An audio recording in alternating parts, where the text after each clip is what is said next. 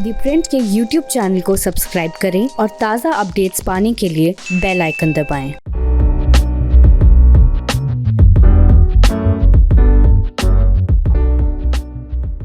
नमस्ते, दिलीप मंडल की पाठशाला में आपका स्वागत है। आज हम बात कर रहे हैं यूपीएससी सिविल सर्विस परीक्षाओं में होने वाले इंटरव्यू की, पर्सनालिटी टेस्ट की, जिसको लेकर कई तरह के विवाद इस बीच में चल रहे हैं। और इस विवाद में एक बहुत इम्पॉर्टेंट इंटरवेंशन अरविंद कुमार जी का है, जिन्होंने जो लंदन यूनिवर्सिटी के रॉयल हॉलवे में पॉलिटिकल साइंस में पीएचडी कर रहे हैं और जेएनयू में भी वो रहे हैं, यहाँ पर भी। तो कई अच्छे एकेडमिशियन हैं, आप जानते हैं उनको, कई अखबारों और सब जगह आप उनको वेबसाइट्स वगैरह पर उनको पढ़ रहे हैं। तो उनका क्या इंटरवेंशन है और क्या वो कहना चाह रहे हैं, और इंटरव्यू के प्रोसेस को लेकर, खास करके उसकी पूरी प्रक्रिया को लेकर उनका क्या कहना है, इसको हम समझने की कोशिश करेंगे दिलीप मंडल की पाठशाला में। अरविंद, आपका बहुत बहुत स्वागत है। ये धन्यवाद दिलीप जी, इस अपने द प्रिंट के इस कार्यक्रम में मौका देने के लिए, अपनी बात रखने का मौका देने के लिए। तो बगैर किसी और भूमिका के अरविंद जी, सबसे पहले तो हम जानना चाहेंगे जो कि आपकी जो स्टडी है, आपने जो डाटा एनालिसिस किया है, वो बेसिकली मेन पॉइंट्स क्या रेज करता है? देखिए, मीन्स जो हमने डेटा एनालिसिस अभी किया है वो द प्रिंट में पब्लिश हुआ है। मीन्स जितना इस साल का डेटा, जो इस साल का रिजल्ट है, वो उसका एनालिसिस किया है हमने। तो प्राइमरी फाइंडिंग ये है कि ये दिखाई दे रहा है कि जो कैंडिडेट्स हैं, रिजर्व कैटेगरी के कैंडिडेट्स हैं, उनको इंटरव्यू में कम नंबर दिया जा रहा है, और जो जनरल कैटेगरी वाले कैंडिडेट हैं उनको इंटरव्यू में ज्यादा नंबर दिया जा रहा है। तो हमने क्या किया था इस डेटा में, इसमें चारों कैटेगरी का, चारों पांचों कैटेगरी जो है, general, EWS, OBC, SC, ST, सबका एवरेज निकाल के देखा पहले। सो एवरेज में देखा कि क्या जो है जनरल कैटेगरी का जो रिटन का एवरेज है, रिटन का एवरेज और इंटरव्यू मार्क्स का एवरेज निकाल के देखा, और ये देखने की कोशिश किया कि क्या कोई पैटर्न फॉलो करता है। जैसे कोई मोटा तौर पर अगर ये देखा जाएगा, सो मोटे तौर पर ये दिखाई देना चाहिए कि जनरल कैटेगरी का एवरेज ज्यादा होना चाहिए मार्क्स, उसके बाद जो है ओबीसी कैटेगरी का होना चाहिए, फिर एससी एसटी का कुछ भी हो सकता है, ईवीएस का हो सकता है। तो ये एक पैटर्न देखने की कोशिश की गई। तो इसमें ये दिखाई दिया कि जो है जनरल कैटेगरी का पैटर्न ऐसे ही आता है, सबसे ज्यादा एवरेज मार्क्स जनरल का होता है, फिर ओबीसी का होता है, फिर जो है ईडब्ल्यूएस है, एससी है, एसटी है। यही पैटर्न मोर और लेस जो है इंटरव्यू में भी फॉलो होता है। इंटरव्यू में थोड़ा ईवीएस और उसमें जो है चेंज हो जाता है। लेकिन तो नेक्स्ट स्टेज में हमने ये देखने की कोशिश किया कि क्या जो है जनरल कैटेगरी का जो रिटन का नंबर है और इंटरव्यू का नंबर है, उसके बीच में कोई कोरिलेशन है क्या। सो जितना हमारे पास डेटा अवेलेबल है कि कैटेगरी अवेलेबल है, रिटन मार्क्स अवेलेबल है, इसके बाद जो है इंटरव्यू का मार्क्स अवेलेबल है। सो इसको जब हमने कोरिलेशन रन करके दिखाया, तो मीन्स कोरिलेशन ये समझिए कि एक स्टैटिस्टिकल मेजर होता है, जिसमें हम ये प्राइमा फेसी देखते हैं कि दो चीजों के बीच में रिलेशन है क्या, और किस तरीके का रिलेशन है, मीन्स पॉजिटिव है, निगेटिव है, स्ट्रॉन्ग, वीक, मॉडरेट, कैसा है। सो जब ये निकाल के देखा गया, तो ये दिखाई दिया कि जो है तीनों कैटेगरी में, चारों कैटेगरीज के इंटरव्यू मार्क्स में कुछ रिटन और इंटरव्यू में कोरिलेशन है, और वो कोरिलेशन जनरल कैटेगरी में ये दिखाई देता है कि पॉजिटिव कोरिलेशन है। तो पॉजिटिव कोरिलेशन का मतलब ये है कि अगर एक जनरल कैटेगरी वाला कैंडिडेट रिटन में अच्छा नंबर पाया है, तो उसके इंटरव्यू में भी अच्छा नंबर ही उसको दिया जाएगा, मोटे तौर पर ये समझा जाना चाहिए। लेकिन तो यही चीज जब रिजर्व कैटेगरी में हम जाते हैं, तो वहां ये दिखाई देता है कि अगर रिजर्व कैटेगरी वाला अच्छा नंबर पाया है इंटरव्यू में, रिटन में, तो भी वो जो है रिटन में खराब, इंटरव्यू में खराब नंबर दिया जाएगा या कम नंबर दिया जाएगा, निगेटिव कोरिलेशन है। इसमें एक चीज ये है कि बहुत ढेर सारे लोगों ने जब वो आर्टिकल पढ़ा, तो वो कहा कि मतलब कुछ इधर उधर मीन्स कमेंट आया। उसमें एक इम्पॉर्टेंट चीज ये है कि चूंकि रिटन यहाँ पहले होता है और इंटरव्यू बाद में होता है, तो इस बात की पॉसिबिलिटी है कि मतलब कभी भी हम ये नहीं कह सकते कि रिटर्न का नंबर इंटरव्यू पर डिपेंड कर रहा है। जब भी डिपेंड करेगा वो इंटरव्यू का ही नंबर रिटर्न पर डिपेंड करेगा। अभी हमें ये नहीं पता है कि जो यूपीएससी पे इंटरव्यू पैनल बैठता है वो उस पैनल को रिटर्न का नंबर मिलता है या नहीं मिलता है, ये चीज नहीं हमें जानकारी है। इससे हम ये नहीं बता सकते कि जो है वो रिटर्न वाला नंबर देखते हैं इसके बाद वो कम कर देते हैं। मैं ये अभी इसको नहीं कह सकते कि अच्छा SC/ST कैटेगरी का कैंडिडेट है, रिटर्न का नंबर पाया है तो उसका इंटरव्यू में कम कर देते हैं अगर रिटर्न में ज्यादा पाया है। चूंकि ये जानकारी नहीं है इस वजह से ये चीज हम नहीं कह सकते।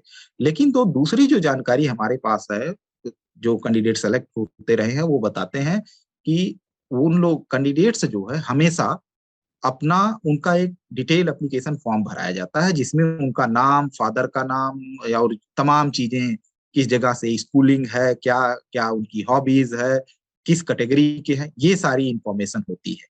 तो प्राइमा फेसी ये दिखाई देता है कि जो इंटरव्यू पैनल बैठ रहा है वो जो है जब रिजर्व कैटेगरी के कैंडिडेट को देखता है तो ऑटोमेटिक वो अपने आप ही उसका नंबर कम कर देता है। ये इसको एक बात मैं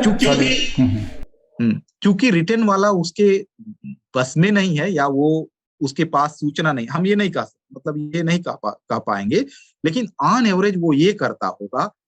जो मतलब अगर ये पता चल जाए कि क्या उनको रिटर्न का नंबर भी बताया जाता है, कैंडिडेट ने कितना रिटर्न का मार्क्स पाया है, तो ये हमें कहने में बहुत आसानी होगी कि वो कोशिश ये कर रहे हैं कि अच्छा ये कैंडिडेट जो है जनरल मेरिट में ना फाइट कर पाए क्योंकि रिटर्न में ज्यादा पा गया है तो इस वजह से इसका इंटरव्यू में कम कर दो तो वो नीचे चला जाएगा। लेकिन चूंकि वो चीज नहीं जानकारी है तो इस वजह से हम ये नहीं कह सकते। अभी जो ये दिखाई देता है वो ये पॉसिबिलिटी है कि जब देखते हैं वो DAF फॉर्म में देखते होंगे कि अच्छा ये रिजर्व कैटेगरी का स्टूडेंट है, SC स्टूडेंट है या ST स्टूडेंट है, EWS स्टूडेंट, तो उसको ऑटोमेटिक ही उनके जहन में आता है कि अच्छा चलो मैं इस रिजर्व जनरल वाले को इतना नंबर दिया, रिटर्न वाले उसको थोड़ा कम दे देते। राइट। तो अरविंद जी देखिए, ये जो एग्ज़ाम है सिविल सर्विस का UPSC का, आप जानते हैं कि देश में सबसे मतलब एक तरह से प्राइज्ड जो जॉब्स है, गवर्नमेंट जॉब्स है, उसके लिए है। और हर साल एवरेज 10 लाख से ज़्यादा इसके एप्लीकेंट्स होते हैं और लगभग 5 लाख किसमें फिर परीक्षा में बैठते हैं प्रीलिम्स में। तो आप समझ सकते हैं कि एक एक पोस्ट के लिए इतनी ज़्यादा जहाँ पर कंपटीशन हो और इंटरव्यू में 1 या 2 नंबर से बहुत फ़र्क पड़ जाता है कि वो सिविल सर्वेंट बन पाएगा या नहीं, और बन पाएगा तो IAS बनेगा, IPS बनेगा, या ग्रुप A में जाएगा, ग्रुप P में जाएगा। ये इतने मेजर डिसीजंस उस पर डिपेंड करते हैं। तो ऐसी स्थिति में जो इंटरव्यू का नंबर का जो वेटेज है, एक तो वो काफ़ी ज़्यादा माना जाता है, उसको लेकर कंट्रोवर्सीज़ हैं और कोर्ट केसेस वगैरह भी हुए हैं कि इंटरव्यू का वेटेज इतना ज़्यादा नहीं होना चाहिए। तो ये तो एक दूसरा पक्ष है। लेकिन आप जिस चीज़ को कह रहे हैं तो इसको अगर मैं एक लेमेन्स लैंग्वेज में समझूं तो जिसको आप पॉजिटिव जो एक तरह से कोरिलेशन आप बता रहे हैं कि जो जनरल कैटेगरी या ओपन कैटेगरी या रिजर्व कैटेगरी का कैंडिडेट है वो जब ज़्यादा नंबर रिटर्न में पा रहा है तो उसी प्रोपोर्शन में नहीं भी हो तो भी वो कंपैरेटिवली इंटरव्यू में भी बेटर नंबर पा रहा है। जैसे जैसे उसका मतलब एक सिंपल कोरिलेशन है कि इंटरव्यू में रिटर्न में ज़्यादा तो इंटरव्यू में भी ज़्यादा, ये उसका एक आप देख रहे हैं। और दूसरा देख रहे हैं कि बाकी रिजर्व कैटेगरी में जैसे जैसे वो रिटर्न में अच्छा कर रहा है वो एक नेगेटिव कोरिलेशन ले रहा है और वो इंटरव्यू में उसका नंबर घट रहा है। तो एक हाइपोथेसिस अगर ये कोई बिल्ड करने की कोशिश करे इस बेसिक एक प्राइमरी आपकी फाइंडिंग्स के आधार पर कि क्या ये अचीव करने की कोशिश हो रही है कि रिजर्व कैटेगरी के कैंडिडेट्स, क्योंकि जैसे ही वो रिटर्न में बहुत अच्छा करता है, जो कि इस बार हमने देखा स्ट्रे केस के तौर पर आप ले लीजिए, जो टॉपर का केस है वो OBC का है लेकिन क्रीमी लेयर है तो रिजर्वेशन में नहीं है। लेकिन अगर हमें उसके फादर के नाम या कहीं से ये हमें पता चल जाता है, क्योंकि वो तो फाइल आती है इंटरव्यू DAF फाइल आती है। हाँ, तो वो क्योंकि इंटरव्यू बोर्ड में जो लोग शामिल रहे हैं उनमें उनसे जो मेरी बातचीत है उसके आधार पर जो बुनियादी छोटी छोटी जानकारियाँ, बहुत डिटेल तो नहीं बताएंगे, तो उसके हिसाब से उनको पता होता है कि उनके फादर का नेम क्या है, तो सोशल बैकग्राउंड वगैरह वहाँ से कोरिलेट हो सकता है। तो क्या ये पॉसिबल है कि जो क्रिमिनल OBC का उसका तो पैटर्न शायद नहीं पता चल पाएगा क्योंकि वो अलग से लिस्ट नहीं हो रहा है, लेकिन क्या हम ये मान सकते हैं कि अगर इसमें थोड़ा और डीप डाइव किया जाए तो हम इस नतीजे पर पहुंचेंगे कि क्योंकि अनरिजर्व कैटेगरी जो है वो ओपन है सबके लिए।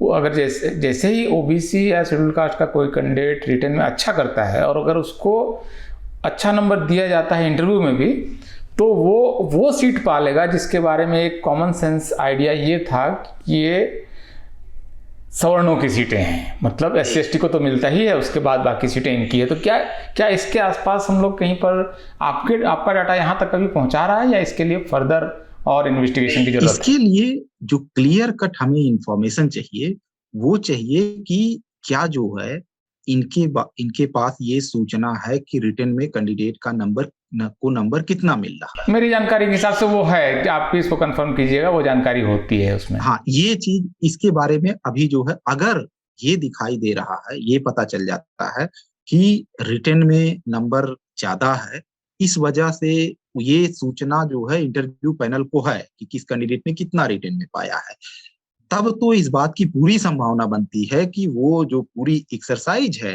रिटन में कम नंबर, इंटरव्यू में कम नंबर देने की, या जो कोरिलेशन दिखाई दे रहा वो इसी वजह से, मतलब उसका one of the prime cause यही माना जाएगा कि पूरी की पूरी कवायद शायद जो है मीन्स उसको बचाने की कोशिश है, कैंडिडेट जनरल मेरिट में ना फाइट करे। लेकिन जो आप बोल रहे हैं इसको ये अभी भी जो आप साउंड कर रहे हैं वो एम्पिरिकल एविडेंस से ज़्यादा एक तरह से आप उसको एक अपने आइडिया को आप कोलेट करके देख रहे हैं कि ऐसा शायद होगा। क्या कोई डाटा ऐसा हो सकता है जो इस बात को पिन पॉइंट करके वहाँ पर पहुँचा है कि ये जो ओबीसी या शेड्यूल कास्ट या शेड्यूल ट्राइब्स के कैंडिडेट्स हैं जो अच्छा नंबर पा रहे हैं, उनमें से अगर सिर्फ ऊपर का 100 या 200 का पैटर्न ले लें तो क्या हम और करीब पहुंचने की स्थिति में हो सकते हैं? मैं सिर्फ आपसे ये जानने की कोशिश कर रहा हूँ कि क्या डाटा हमको वहाँ पहुँचा रहा है या हमारा आइडिया पहुँचा रहा है? जो भी स्टैटिस्टिकल एनालिसिस होती है उसमें बेस्ट चीज ये होता है कि आपके पास जितना भी डेटा है आप उस सारे डेटा को यूज करिए अपनी एनालिसिस में। अगर हम केवल टॉप 150 कैंडिडेट को उठा लें या टॉप 100 कैंडिडेट को उठा लें तो आपके किसी भी फाइंडिंग को कोई भी चैलेंज कर देगा, वो कहेगा कि टॉप 150 क्यों नहीं उठाया आपने या टॉप 120 क्यों नहीं उठाया।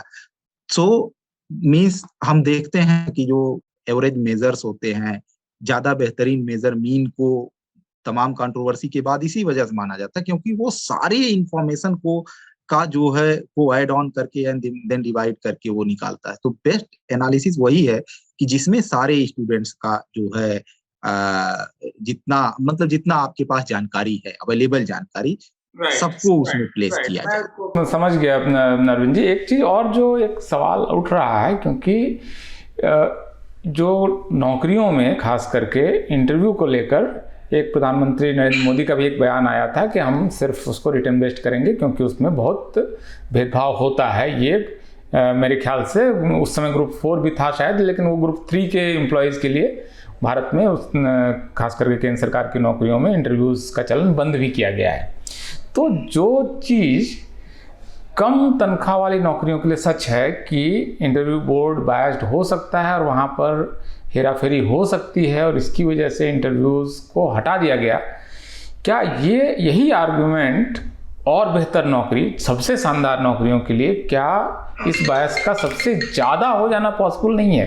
क्या ये इसी आर्गुमेंट को अगर स्ट्रेच करें, जो प्रधानमंत्री का आर्गुमेंट है कि इंटरव्यू के जरिए पक्षपात होता है, तो ये पक्षपात 40,000 और 30,000 की नौकरी में होगा और वो नौकरी जो कि आपको 2 लाख 2.5 लाख तक पहुंचा रही है उन नौकरी में नहीं होगा? ये कैसे संभव है?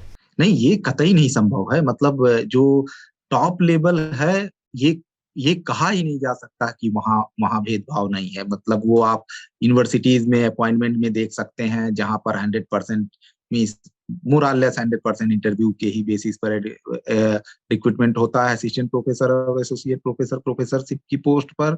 ऐसे ही जो है जुडिशियरी में देख सकते हैं जहां पर सीधा इंटरेक्शन बेस पर ही अपॉइंटमेंट्स हो रहे हैं।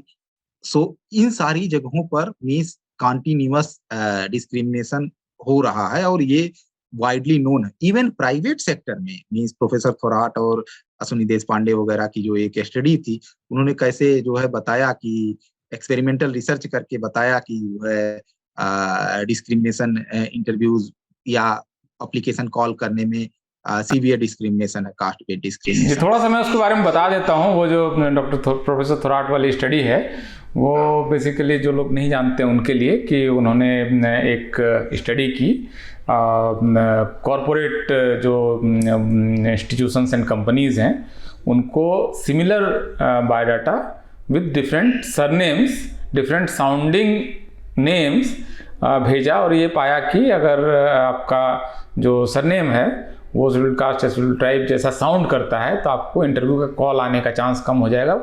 ये तब है जबकि आप बिल्कुल एक जैसा दो बायोडाटा भेज रहे हैं, सिर्फ नाम बदल देने से और सरनेम बदल देने से इंटरव्यू का कॉल आने की प्रोबेबिलिटी बदल जाती है। प्राइवेट सेक्टर है जो कि कायदे से जहां उस तरह का डिस्क्रिमिनेशन नहीं होना चाहिए और जहां पर पक्षपात रहित बिल्कुल प्योर टैलेंट लेने की कोशिश होनी चाहिए, वहां का ये हाल है। खैर प्लीज गो अहेड। जी, सो यहाँ पर ये दिखाई दे रहा है कि जो अभी तक मतलब डेटा एनालिसिस है, इस पर क्वेश्चन मार्क भी लोग लगा रहे हैं।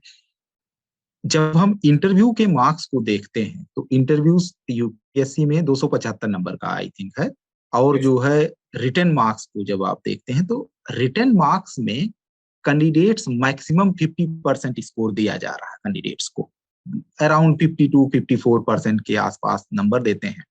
लेकिन जैसे ही हम रिटन मार्क्स का देख रहे हैं कि ओवरऑल मतलब वहां आप 70% 80% मार्क्स मिल रहा है। 200 में 275 नंबर में इस बार आई थिंक 210 या 215 मैक्सिमम है मेरे ख्याल से इस साल का। यस 215। मतलब 275 में इधर आप दे रहे हैं 215 नंबर दे रहे हैं। सो एक्चुअली और रिटन में आप जो है कैंडिडेट का स्कोर अराउंड 50% के 50-60% के बीच में जो है, हाँ वहाँ 80% नहीं ले जा रहे हैं मार्किंग पर, यहाँ जो है 80% चला जा रहा है। सो एक ये भी एनेक्डोटल एविडेंस है जो ये बताता है कि एक्चुअली में इंटरव्यू में इतना ज्यादा जो है मार्क्स करने का एक जो एनेक्डोटल एविडेंस है वो ये बताता है कि there is something wrong, something is wrong. Basically वो डिसाइड अपना जो है होल्ड इस पर नहीं छोड़ना चाहते हैं किस कैंडिडेट को आईएएस मिले और किस कैंडिडेट को आईएफएस मिले, किस कैंडिडेट को आईपीएस मिले, और साथ में जो है कैंडिडेट खास बैकग्राउंड वाले कैंडिडेट जो है जनरल मेरिट ना क्वालिफाई कर पाए। अगर ऐसे भी अगर आप देखिए तो जो इस साल के टॉपर वाले कैंडिडेट को लेकर बवाल हुआ है, जो तमाम जो है कंट्रोवर्सी आ रही हैं, तो एक मोटा सा जो प्राइम गेस होता है कि अगर कोई कुमार टाइटल लिखता है तो ये मतलब मोटा सा एक गेस हो जाता है कि हाँ ये आदमी जो है हो सकता है अपर कास्ट ना हो, पॉसिबिलिटी है कि मींस बॉटम अप रैंक से हो। इस तरह की भी बहुत जो है जो बोर्ड मेंबर्स हैं उनके प्रेजुडिसेस और बायसेस वो क्लियर कट दिखाई देते हैं। मतलब मैं तो अभी इस कंक्लूजन पे मैं पहुंचा हूं कि बोर्ड मेंबर जो है उनका बायसनेस है, और बायसनेस वो किस वजह से आ रहा है, वो बैकग्राउंड की वजह से आ रहा है, वो एक इंटरेस्ट प्रोटेक्ट करना है, रिजर्व कैटेगरी ओपन कैटेगरी को प्रोटेक्ट करना, उस वजह से आ रहा है। ये एक फर्दर लेयर ऑफ एनालिसिस हो सकती है, लेकिन जो प्राइमा फेसी है वो ये है कि फेयर नहीं। एक चीज जो अभी आपकी जो प्राइमरी इन्वेस्टिगेशन है वो कम से कम इतना तो इस्टेब्लिश कर रही है कि कुछ मतलब गड़बड़ है, और उसके अब एविडेंस हैं कि इंटरव्यू जो है वो एक्चुअली एक उसमें एक पैटर्न दिख रहा है, वो उतना बेनाइन और निर्दोष प्रक्रिया नहीं है। कम से कम इतना कहने की स्थिति में अब हम लोग आ चुके हैं, और इसको लेकर क्योंकि यूपीएससी की तरफ से अभी तक कोई खंडन वगैरह भी नहीं आया, तो हम मान के चल रहे हैं कि प्रिंट जैसे पॉपुलर प्लेटफॉर्म पर काफ़ी देखी गई इस खबर पर अगर वो रिस्पॉन्ड नहीं कर रही है यूपीएससी, तो वो एक तरह से इसको एक्सेप्टेंस के तौर पर जब तक वो नहीं रिस्पॉन्ड करते हैं तब तक हम इसको मान के चल रहे हैं कि उनके पास इसका कोई काउंटर आर्गूमेंट नहीं है। लेकिन एक जो चीज़ मुझे लगता है कि आप कह रहे हैं बहुत इंपॉर्टेंट है कि अगर जो रिटन है उसके बेसिस पर आपको एक लिस्ट जब मिल गई और उसके बाद आपने एक प्रोसेस लिया पर्सनल इंटरेक्शन का, और उसमें जो आपको जितना सा विंडो मिला 275 का, उसको आप मैक्सिमम यूटिलाइज कर रहे हैं।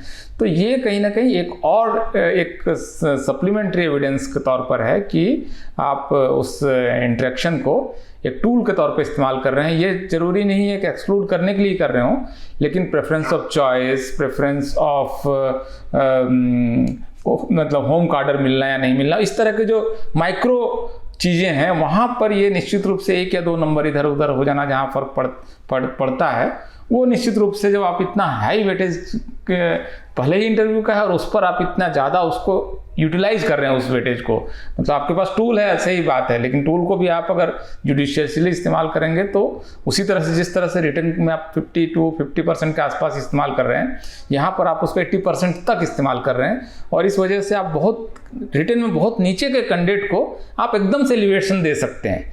ये एक अपने आप में प्रॉब्लम है, और ये भी एक्चुअली थोड़ा सा उसमें मुझे लगता है आप इसको आप एक्सप्लोर करना, क्योंकि डाटा से तो नहीं हो पाएगा, लेकिन शायद एक संदेह इसलिए भी पैदा हो रहा है कि बहुत सिक्रेसी में है, इनकी पूरी प्रक्रिया जो है वो बहुत सिक्रेसी में है। जैसे इंटरव्यू बोर्ड क्या है, ये अपने वेबसाइट पे नहीं डालते हैं कि इतने इंटरव्यू बोर्ड बने, उसमें कितने लोग हैं, उनके बैकग्राउंड्स क्या है, ये आप ये नहीं बता रहे हैं। ये बताना शायद ज़्यादा, एटलीस्ट पोस्ट इंटरव्यू तो आप ये बता सकते हैं कि ये हमारा इंटरव्यू बोर्ड है, हमने इसलिए चुना है, इस वजह से चुना है। उसको आप एडवर्टाइज करते हैं, कैसे करते हैं, वो पूरा प्रोसेस बहुत ही ज़्यादा मतलब सिक्रेसी के अंदर में है।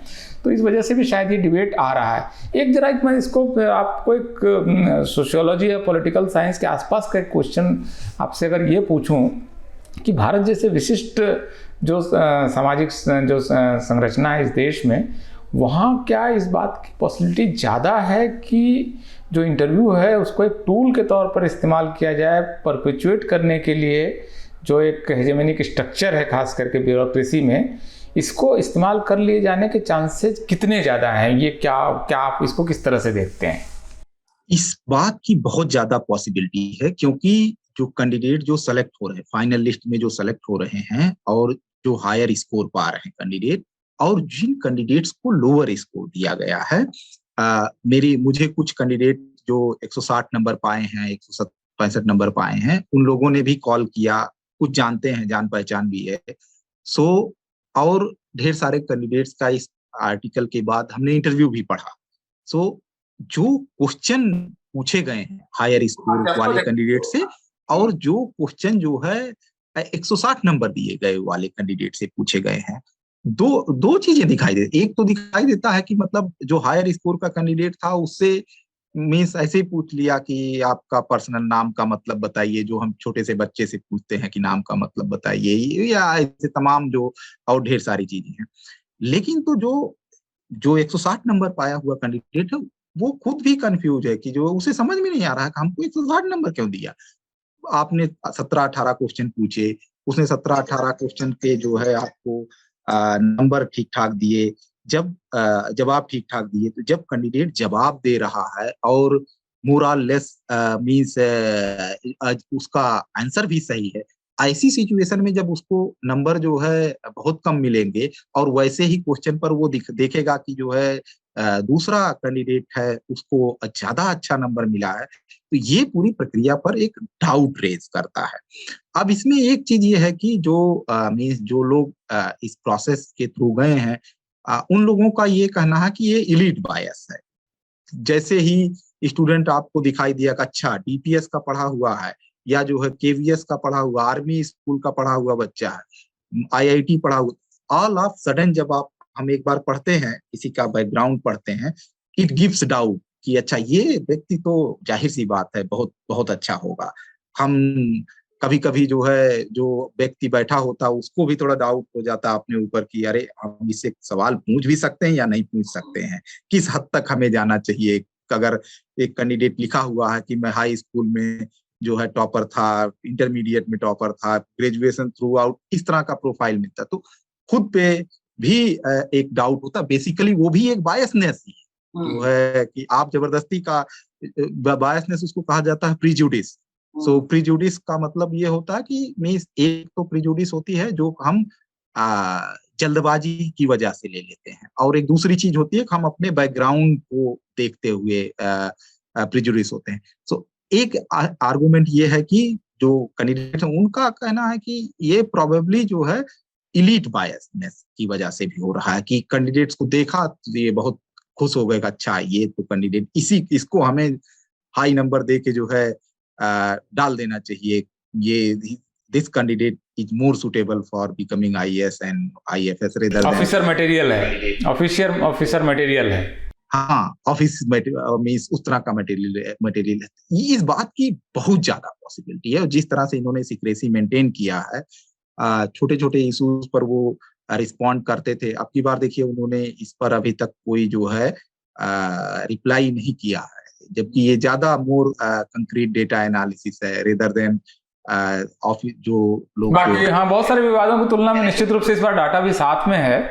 इसमें क्या एक सॉल्यूशन ये हो सकता है, आइडिया के लेवल पर आप बताइए, कि जितने इंटरव्यूज हो रहे हैं, 5 बोर्ड है मान लेते हैं, 5 बोर्ड हैं आपके पास, आपने यूट्यूब चैनल पर आपने 5 अलग अलग करके आपने इसको या तो लाइव डाल दिया या आप एटलीस्ट रिकॉर्डिंग करके आपने सारे इंटरव्यूज डाल दिए। इसमें कोई पैसा तो खर्च होना नहीं है, एक ऑफिशियल आपने चैनल बनाया यूपीएससी ने, अपनी वेबसाइट पर डाल दिया। चलिए यूट्यूब ही क्यों, कहीं अपने वेबसाइट पर ही ये सारे इंटरव्यूज अगर डाल दिए जाएँ और वो उसको ये भी हो कि वो लिटिगेशन में नहीं जा सकता है क्योंकि वो सब्जेक्टिव मामला है, लेकिन एटलीस्ट अगर इंटरव्यू को डाल दिया जाए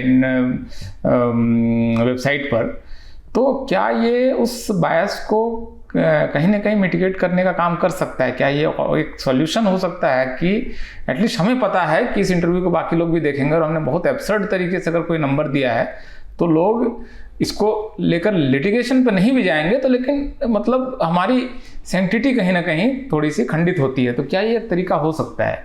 देखिए इसमें मीन्स बायसनेस को रिड्यूस करने का जो सबसे मतलब इम्पोर्टेंट तरीका जो यूज किया जाता है एकेडमिक सर्किल में, एक चीज होता है, आपने सुना होगा कि double blind peer review, blinded peer review कराया जाता है एकेडमिक पेपर्स के का। सो जिसमें भेजते हैं, मीन्स हमारा पेपर आपको ही भेज दिया जाएगा, आपको पता नहीं चलेगा कि ये हमारा पेपर है या जो है आपके किसी और क्लोज फ्रेंड को। सो इसमें जो है एक यूपीएससी में जो रिटन की कॉपी चेक हो रही है वो इसी तरीके से चेक होती है कि जो जिसके पास जाता है, इवन अदर एग्जाम ने वो पैटर्न अडॉप्ट किया है, जिसके पास जाएगा उसको कैंडिडेट का नाम नहीं पता होगा, केवल रोल नंबर पता होगा। सो एक जो प्राइम चीज है जिसको अडॉप्ट किए जाने की जरूरत है वो है कि इंटरव्यू में भी कैंडिडेट्स का जो है नाम और उनका फैमिली बैकग्राउंड, ये चीजें जो है छुपाई जानी चाहिए कंप्लीटली। उसको उनका जितना मतलब आप उतनी ही सूचना ली जानी चाहिए जितनी सूचना की जरूरत है। अगर जो है क्यों जरूरत है किसी को ये जानना कि जो है हमारे पिताजी खेती करते हैं या हमारे पिताजी जो है वो करते हैं, हो सकता है इससे निगेटिव इम्पैक्ट पड़े, हो सकता है इससे पॉजिटिव इम्पैक्ट भी पड़े, लेकिन बायसनेस दोनों। अगर मान लीजिए कोई हमें मतलब किसी भी कैंडिडेट, कोई भी कैंडिडेट नहीं चाहेगा कि उसको रहम के आधार पर नंबर मिले। मैं ये कभी नहीं चाहूंगा कि मुझे कहीं इस बेसिस पर सिलेक्शन कर लिया जाए कि मेरा फैमिली बैकग्राउंड ये था। वो भी उनके लिए भी, ऐसे कैंडिडेट्स के लिए भी प्रॉब्लमेटिक है। तो पहली चीज तो इस चीज को जो है मिनिमाइज किया जाना चाहिए, मतलब हटाया जाए के बारे में जानकारी एक तरह से। हाँ, सो कैंडिडेट की जो पर्सनल इंफॉर्मेशन है, हाँ पर्सनल इंफॉर्मेशन है जो सर्विसेज के लिए यूजफुल नहीं है, उसको जो है हटाया जाना चाहिए, जिसमें पिता का नाम जो है, स्टेट, इस तरह की जो है जानकारियां हटाई जानी चाहिए। कैंडिडेट का नाम बहुत इंपॉर्टेंट है क्योंकि सरनेम से यहाँ बहुत कुछ पता चलता है। जो है पूरे 90s के बाद से मतलब नॉर्थ इंडियन पॉलिटिक्स सरनेम का बहुत सिग्निफिकेंट रोल हो गया। इवन फादर का नाम जो है वो भी बहुत कुछ बताता है कि आज से 25 साल पहले जो किन परिवारों में किस तरह के नाम रखे जाते थे, ये भी अपने आप में एक कहानी बोल सकता है किसी आदमी के बारे में कि वो रूरल है कि अर्बन है, इतना तो कम से कम बता सकता है वो नाम।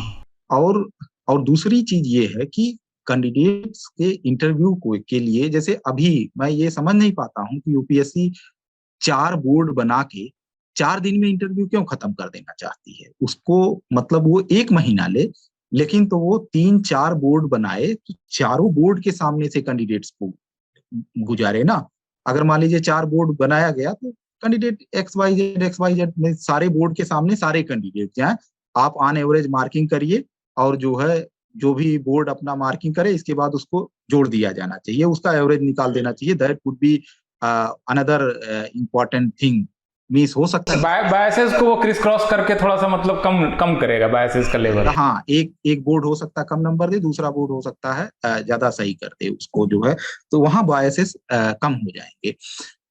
तीसरी चीज ये है कि अभी की उसमें प्रॉब्लम देखिए क्या है। अभी हो सकता है कि एक बोर्ड को यूपीएससी का जो बोर्ड होता उसको चेयर हमेशा उसका मेंबर करता है। वहां एक मेंबर जो है मैंडेटरी आर्मी से होता है, सेना से होता है, एक दो मेंबर एकेडमिक्स से होते हैं, दो जो है एक दो आईएएस होते हैं, आईपीएस होते हैं, इस तरह का बोर्ड मेंबरशिप है। सो इस बात की पॉसिबिलिटी है कि मीन्स एकेडमिक वाले के पास गया तो इस चीज की ज्यादा संभावना है कि वो बोर्ड जो है एकेडमिक जो लीड कर रहा है वो उसको ज्यादा पुश करे इस डायरेक्शन में कि आप मीन्स मच मोर एकेडमिक जवाब दीजिए, या फिर जिसकी हायर क्वालिफिकेशन है उसकी तरफ ज्यादा मार्किंग हो सकती है। इस बात की पॉसिबिलिटी होती है। वैसे ही अगर अफसर हो तो हो सकता है कि वो अफसर के बच्चे को ज्यादा प्रेफरेंस दे जाए, बच्चे को ज्यादा प्रेफर कर दे। अफसर हो तो ये भी पॉसिबिलिटी है, क्योंकि आईएएस ऑफिसरों का इतना अच्छा नेटवर्क होता है एक दूसरे से, और वो बहुत अच्छे से जानते हैं एक दूसरे को। मीन्स कैडर वाइज तो इतना बेहतरीन रिलेशन होता है उनका कि वो यहाँ में तमिलनाडु का बैठा हुआ ऑफिसर अरुणाचल प्रदेश में अपने कैडर के ऑफिसर को फोन कर दे तो उसका काम जो है हो जाता है। ये बहुत मतलब क्लोज निट फैमिली की तरह है ये, मतलब एक तरह से लार्जर फैमिली की तरह होता है। तो जब ये बात सबको पता है तो इस बात की क्या पॉसिबिलिटी नहीं बनती है कि जो है किसी आईएएस का बच्चा इंटरव्यू में अपीयर हो रहा है और उसी कैडर का दूसरा आदमी जो और है उसको उसके पास वो फोल्डर आ रहा है जिसमें उसको पता चल रहा है कि अफसर का बच्चा है, अफसर का बच्चा। तो इस बात की बहुत पॉसिबिलिटी है।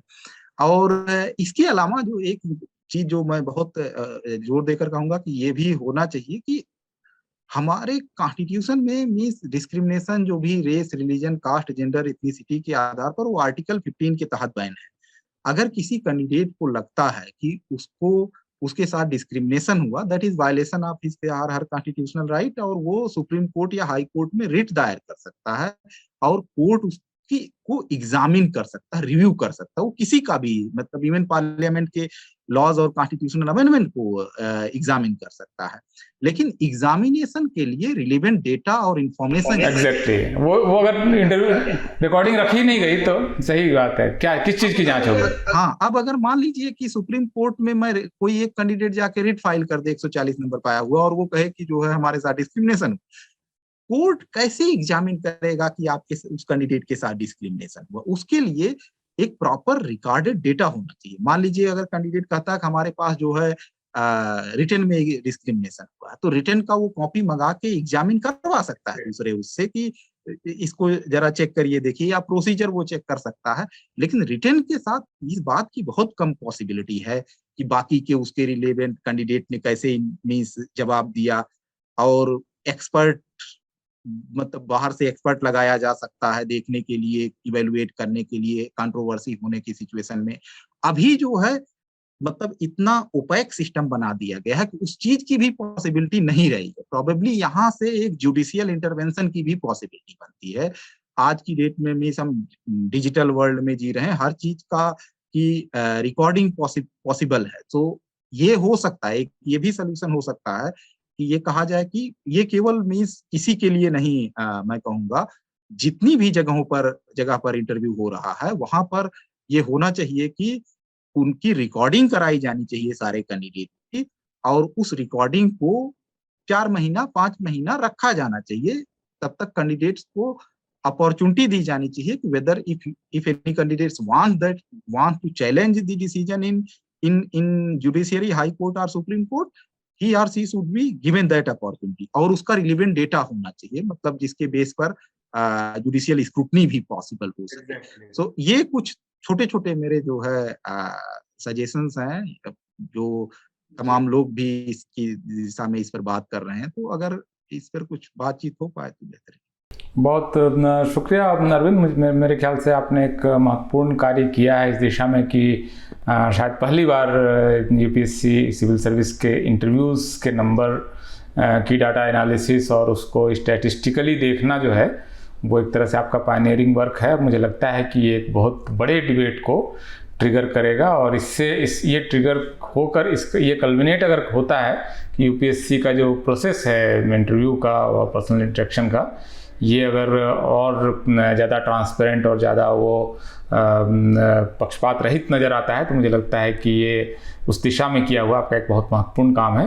तो बहुत बहुत शुक्रिया दिलीप मंडल की पाठशाला में शामिल होने के लिए और इतना सारा समय निकालकर डिटेल में इस बारे में बताने के लिए बहुत बहुत शुक्रिया। और आप सभी लोगों का भी आभार कि आपने ये वीडियो देखा और आपसे रिक्वेस्ट है कि ऐसे ही और वीडियोस देखने के लिए दिलीप मंडल की पाठशाला और द प्रिंट का जो यूट्यूब चैनल है उससे जुड़े रहें। बहुत बहुत धन्यवाद। धन्यवाद।